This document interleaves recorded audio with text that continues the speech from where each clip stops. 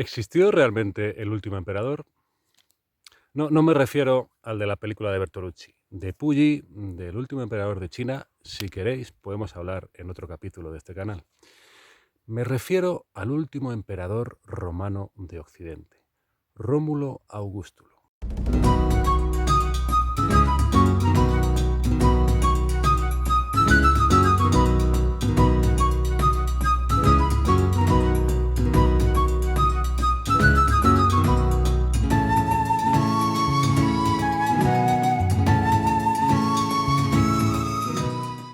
Bienvenidos a Alter Historia. ¿Qué es Alter Historia? Bueno, pues Alter Historia va a ser historia alternativa. El título no engaña. ¿Y cómo quiero plantear yo esto de la historia alternativa? Bueno, pues la mejor manera de explicarlo es desarrollar este tema que os he planteado. ¿Existió Rómulo Augustulo? Muchos de vosotros habréis visto una película llamada La Última Legión, basada en una novela de Valerio Massimo Manfredi, el autor de la trilogía de Alejandro. Bien, en esta novela, Manfredi identifica en la misma persona dos mitos. El mito del rey Arturo y el mito de Rómulo Augusto. Y digo bien, dos mitos, porque si bien todos tenemos la idea de que el rey Arturo es un mito literario, sin embargo, tenemos también la idea de que el último emperador romano de Occidente fue una realidad historiográfica. Pero realmente lo fue. Veréis, hubo un historiador inglés del siglo XVIII, Edward Gibbon, que escribió lo siguiente. Los apelativos de los dos grandes fundadores de la ciudad y de la monarquía estaban así extrañamente unidos en el último de sus sucesores. Y tan extrañamente, digo yo, ¿a qué se está refiriendo Gibbon? Gibbon se está refiriendo a que este personaje lleva el nombre de Rómulo, del mítico fundador de Roma, Rómulo y Remo, amamantados por la loba capitolina. Rómulo mató a Remo. Esta es una historia que tiene mucho que ver con la de Caín y Abel, con la de Osiris y Set. Pero bueno, eso es un tema aparte. Y además, el primer emperador, no tan mítico, el primer emperador, Octavio Augusto, el personaje con el que ya definitivamente se deja atrás la República Romana y comienza lo que fue el imperio. Pues bien, pues este personaje lleva los nombres de los dos, del fundador de la ciudad y del primer emperador. Pareciera que estuviera destinado a cerrar un ciclo. Y este es el quid de la cuestión que quiero plantear. ¿Cómo es posible? ¿Cómo es posible que diese la casualidad o no de que Rómulo Augusto, porque este es el nombre con el que realmente reinó, lo de Augustulo vendría a ser un diminutivo, vendría a significar algo así como el pequeño Augusto, porque en realidad se trataba, al parecer, de un niño o como mucho de un adolescente. ¿Cómo es posible que se diera esta circunstancia? Bien, para analizarlo tenemos que primero tener en cuenta, vamos a ver, ¿qué noticias tenemos de Rómulo fehacientes? ¿En qué momento aparece? ¿Qué documentos tenemos sobre él? Los primeros que nos hablan de Rómulo Augusto son historiadores bizantinos de un siglo después de la supuesta existencia de este personaje. Estamos hablando del siglo VI. Estos historiadores bizantinos del Imperio Romano Oriental, porque el Imperio Romano se había dividido tiempo ya en dos mitades. La mitad occidental, ya con capital en Rávena, ya ni siquiera la capital estaba en Roma, y la mitad oriental con capital en Bizancio, en Constantinopla, la actual Estambul. Bien, estos historiadores bizantinos, romanos orientales, son los primeros que nos dan cuenta de lo que fue en principio el final de la parte occidental del imperio. Los historiadores son el conde Marcelino, es Procopio, es Jordán, son historiadores, como os digo, del siglo VI. Bien, pues nos sitúan en el año 475. En el año 475, en la mitad occidental del imperio, en lo que quedaba del Imperio Romano Occidente, que en ese momento ya solamente era la península itálica y la Dalmacia, al otro lado del Adriático, lo que más o menos vendría a ser hoy la actual Croacia. Bien, aquí reinaba un personaje llamado Julio Nepote. Bien, este Nepote tenía un ministro de la guerra, le llamaban Magister Militum, de nombre Orestes. Bien, pues este Orestes era el padre de Rómulo Augusto. ¿De acuerdo? Orestes se rebela contra Nepote aprovechando un viaje del emperador fuera de Italia y toma el poder. Pero toma el poder no para sí mismo. Digamos que coloca en el puesto de emperador a su hijo. Esto ya es una curiosidad, porque no es muy habitual históricamente que cuando un general toma el poder en un imperio, en un estado, en donde sea, coloque, en vez de colocarse él mismo como dirigente, coloque al niño. Es que encima es que era, según estos historiadores, era apenas un niño o como mucho un adolescente. Le coloca a Rómulo, ¿de acuerdo? Bien, pasados unos meses, ya en el 476, un jefe bárbaro llamado Odoacro, que algunos dicen que era de la tribu del pueblo de los Érulos, otro de los Esciros, bueno, no hay un acuerdo a este respecto, bueno, pues entra en guerra con Orestes y le mata. Mata a Orestes y depone a su hijo, depone a Rómulo Augusto. Le perdonó la vida, según nos cuentan, entre otras cosas porque apenas era un niño, y en principio pues le exilió a la Campania, a la zona de Nápoles, ¿verdad? Y entonces tomó el poder en lo que, bueno, básicamente vendría a ser hoy Italia, es decir, en la península itálica. Y mandó las insignias imperiales a Zenón, el emperador del Imperio Romano Oriental. Y esta fecha, 476, es la que los historiadores, donde marcan el final del Imperio Romano de Occidente, pero además el final de la Edad Antigua y el comienzo de la Edad Media, es decir, que no es cualquier fecha. ¿De acuerdo? Bueno, pues estos historiadores del siglo VI es lo que nos cuentan. Hay otra cosa que hay que tener en cuenta. Nosotros no tenemos, ni en este caso ni en muchos otros, manuscritos originales de estos cronistas, ¿verdad? Lo que solemos tener habitualmente son copias bastante posteriores. ¿Por qué? Porque los manuscritos se iban deteriorando y había que volver a copiarlos para mantener esos escritos. Estas copias se solían ocupar de hacerlas pues monjes, sobre todo en Europa era así, es decir, monjes en los monasterios se dedicaban eran copistas, los copistas se dedicaban a copiar textos antiguos para que se mantuvieran, porque los manuscritos estuvieran en pergamino o estuvieran ya en papiro, mucho peor todavía, pues entraban en un estado que había que volver a copiar. Entonces normalmente lo que tenemos cuando estamos hablando de autores de la Edad Media para atrás son copias posteriores, copias medievales, incluso bajo medieval, es decir, a partir normalmente del siglo XI en adelante. Esto es lo que tenemos. Bueno, aun suponiendo que estos textos de estos historiadores bizantinos sean correctos, estuvieran bien copiados, ¿de acuerdo? Bien. Esta es la historia que tenemos.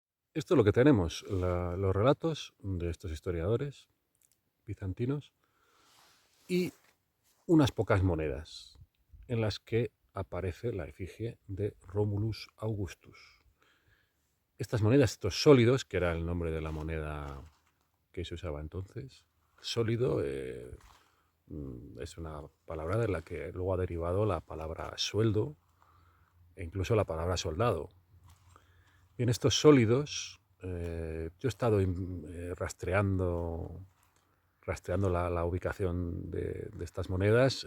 Sé que hay una en la Universidad de Glasgow y otras parece ser que están en colecciones privadas. Esto es lo que tenemos. Desde luego, la existencia de las monedas sí nos da una idea de que posiblemente el personaje quizá existió.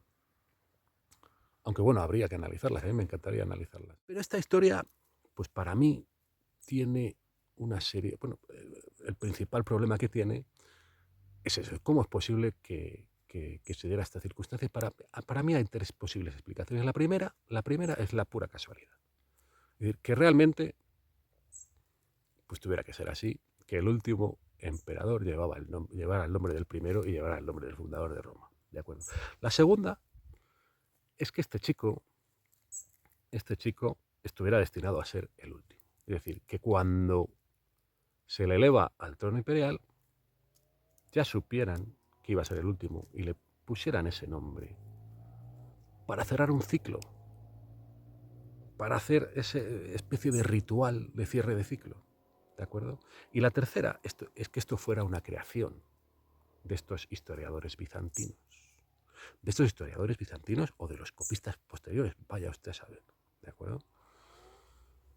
Una creación, porque vamos a ver, en el siglo V había un caos total y absoluto en la parte occidental del imperio.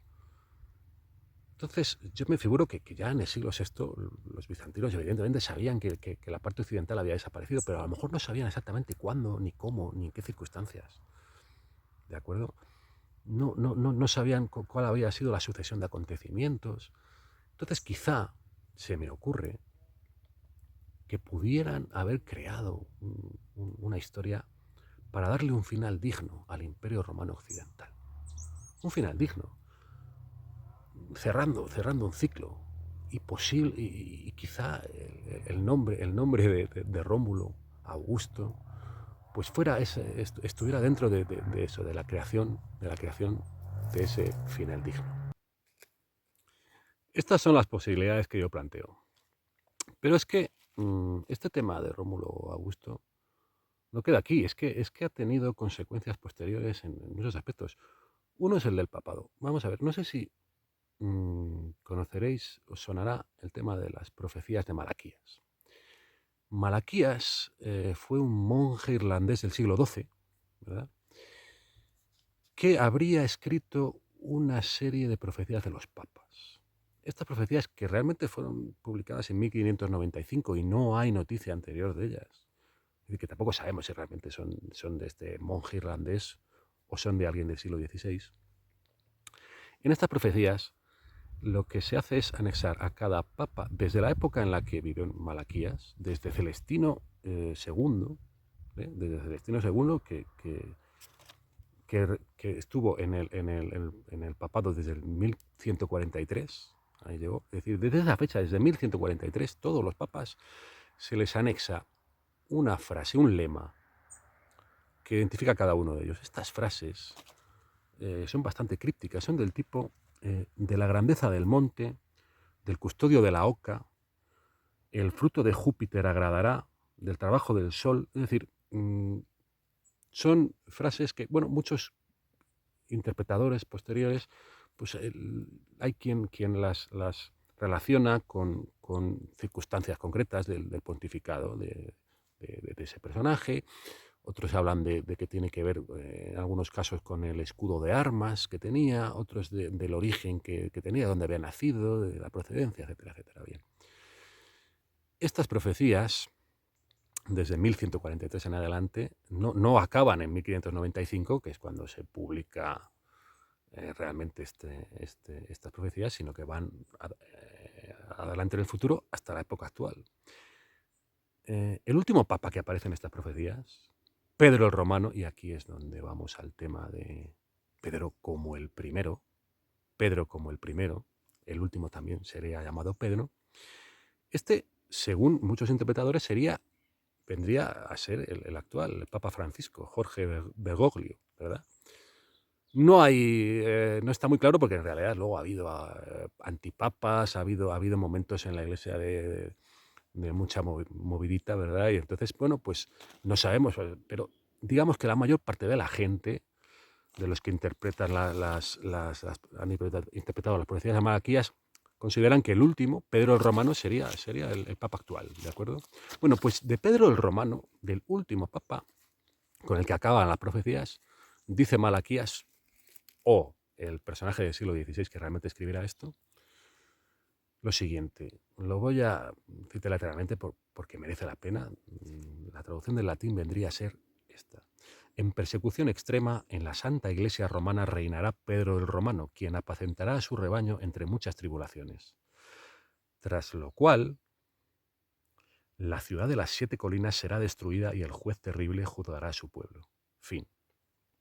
Bueno, pues especie de desastre, no sabemos, está hablando del fin del mundo, está hablando del fin de la iglesia. Esta especie de desastre, yo lo relaciono con el tema de Rómulo Augusto, porque digamos que el último Pedro, se llamará como el primero, Pedro, San Pedro, y ocurrirá el fin. El fin. Es que acaba diciendo fin, esa es la última palabra que usa. Estamos hablando de para mí, algo que tiene que ver con esto, con el final del Imperio Romano. Que el final del Imperio Romano, tenemos a un emperador que se llama Rómulo Augusto como como el fundador de la ciudad y como el primer emperador. No ha habido ningún papa que se haya puesto como nombre a la hora de llegar al sólido pontificio. Ninguno se ha puesto Pedro, ¿de acuerdo? Quizá para no cumplir con las profecías de Malaquías, pero estas son bastante, de comillas, recientes. A lo mejor también para no caer en la misma situación que cayó Rómulo Augusto, ¿de acuerdo? Ninguno se ha puesto Pedro. Ha habido muchos Juanes, ha habido muchos Pablos, ha habido muchos Urbanos, ha habido nombres que se han repetido mucho, pero Pedro jamás. Pedro es un nombre prohibido en el papado. Es que hay más, es que no solamente en el papado, en las monarquías europeas también. Por ejemplo, en la española. En la española hay 2 nombres prohibidos. Uno es el de Rodrigo. Rodrigo es el que pierde el reino visigodo durante, bueno, pues a raíz de la invasión musulmana, ¿de acuerdo? Y a partir de entonces, en ningún reino cristiano peninsular, ni en Asturias, ni en León, ni en Castilla, ni en Navarra, ni en Aragón, ni en Portugal, ha habido ningún rey Rodrigo. Tampoco después en España, en la monarquía española, ninguno. Esto puede tener su sentido porque evidentemente pues, es como una especie de malfario. Este tipo perdió el reino, pues no vamos a volver a usar ese nombre nunca más, ¿de acuerdo? Es verdad que tenemos a Rodrigo Díaz de Vivar, el Cid, que, hombre, cuando tomó Valencia podría haberse proclamado rey de Valencia, ¿de acuerdo? Pero no lo hizo. Quizá porque Rodrigo es un nombre prohibido en la monarquía. Y el otro nombre prohibido en las monarquías ibéricas es el de Pelayo. Y aquí sí que enlazamos con el tema de Pedro y el papado y el tema de Rómulo y el Imperio Romano. Pelayo fue, bueno, pues el mítico reinstaurador de la monarquía cristiana en la península, el primer rey de Asturias a raíz de la batalla de Covadonga y tal y cual. Esto entra dentro un poco de la bruma, es entre la realidad historiográfica y la mitología, ¿de acuerdo? El tema de Pelayo. Pero el caso es que Pelayo es un nombre que no se ha vuelto a usar en ninguno de todos estos reinos peninsulares cristianos. Nunca jamás se volvió a usar en toda la Edad Media ni después. Es un nombre prohibido. Quizá porque si algún rey se llamase Pelayo, quizá fuese el último. Y es lo que se quiere evitar. Esta superstición existe en la monarquía española y existió en las monarquías precedentes. Es así. Es verdad que en Francia esto no se ha cumplido, porque el primer rey de los francos, el primer rey que unificó a los francos, fue Clodoveo I, Clovis. Y es cierto que luego llegó a haber hasta un Clodoveo IV, así que en ese sentido los franceses no han tirado por esta superstición, pero esto sí lo encontramos en las Islas Británicas. Sí, y aquí volvemos al personaje del que hablábamos al principio, de Arturo. Si hay un referente mítico como origen de la monarquía británica, de la monarquía inglesa, de la monarquía escocesa también, o sea, de las monarquías británicas, de la monarquía de las Islas Británicas, ese fue Arturo, es decir, así se entendía. Y nunca un rey británico se ha llamado Arturo. Casi lo hubo. El hijo de Enrique VII de Inglaterra, el hijo primogénito, se llamó Arturo, Arthur, que es un nombre muy habitual allí. O sea, eso es tan extraño que no haya habido un rey llamado así. Bueno, pues este sí, este se llamó Arturo. Lo que pasa es que murió a los 15 años de una extraña enfermedad y al final no pudo reinar. Reinó su hermano. El que reinó fue su hermano, Enrique VIII, os sonará. Bueno, pero el caso es que, fíjate, este Arturo, qué malfario, ¿verdad? Estaba destinado a reinar y murió a los 15 años. Desde entonces a ningún rey se le ha vuelto a ocurrir llamar a su primogénito Arturo. Nunca ha vuelto a ocurrir, ¿verdad? Estas son las supersticiones que tienen todas que ver, en mi opinión, con el asunto de Rómulo Augusto. Bueno, pues esto es Alter Historia. No sé qué os parecerá, qué os habrá parecido, os gusta, no os gusta. Dejadme vuestro comentario. Y nada, pues si os gusta, pues darle al me gusta, suscribiros al canal si os apetece, darle a la campanita si queréis que se os avise del próximo episodio, que por cierto será la semana que viene, y va a ser sobre qué ocurrió realmente en 1492. Ahí es nada. Muchas gracias y hasta pronto.